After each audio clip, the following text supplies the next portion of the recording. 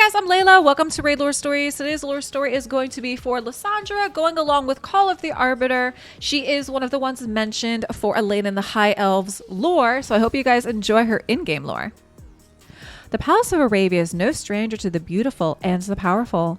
Once in a dozen centuries, however, there may come an elf whose beauty and power exceeds that even of their fellows. With royal blood and highly promising magical talent, Lyssandra was bound to have her name carved into the palace's Hall of Heroes. As a youth, she was praised for her fair features and elegant manners. While other children spent their time playing, she frequented the hospitals and delivered flowers she had helped grow to the sick. In the gardens, Flores prized her budding magic that encouraged flowers to bloom boldly and swiftly, but as an adult, Lyssandra chose to dedicate her powers to the restorative arts and trained with Arabia's healers. She wished to help the sick far more directly. Years passed, yet Lyssandra never seemed any closer to graduating from apprenticeship as her peers did. No matter her devotion to learning and drive to achieve, her raw magic could not be molded into the powers of a healer. She could not mend the injured or cure the ill, and the pride her family held for her faded. Desperate, Lyssandra trained in her every waking hour and pushed her powers to their limits in the privacy of her chambers. She experimented with diseased plants and rodents. She never grew close to her desired results. Withered leaves would not rehydrate and mice would not recover their health.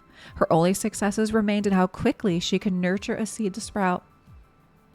The night she had felt closest to defeat was when she was prepared to give up her dreams, was when she realized her true potential. After what felt like hours toiling over her experiments, Lyssandra stormed from her chambers to find a new specimen for her research, only to find that mere minutes had passed. Perplexed by this phenomenon, Lyssandra investigated further and discovered a pattern between her perceived time and that of others. When she focused her magic, the world seemed to slow, or rather, her relative time sped up.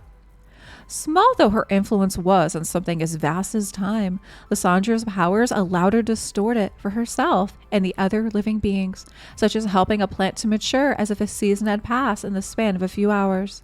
Seeing the potential of such a gift, Lyssandra's family encouraged her to master her abilities and focus on how they might serve Arabia in the battlefield.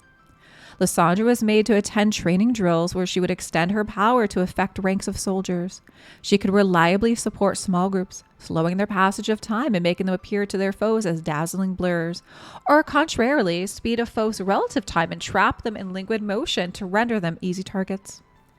Greater as this feat was, it was never enough for Lyssandra's family. They pressed her to train harder, claiming they'd never be satisfied until she could affect an entire army's experience of time. All save the kingdom's ruler criticized her efforts, who watched Lyssandra's growing power with quiet pleasure. When skirmishes between high elves and demon spawn broke out along Arabia's borders, the monarch bid Lyssandra to accompany a force of the kingdom's finest warriors to put her abilities to the test.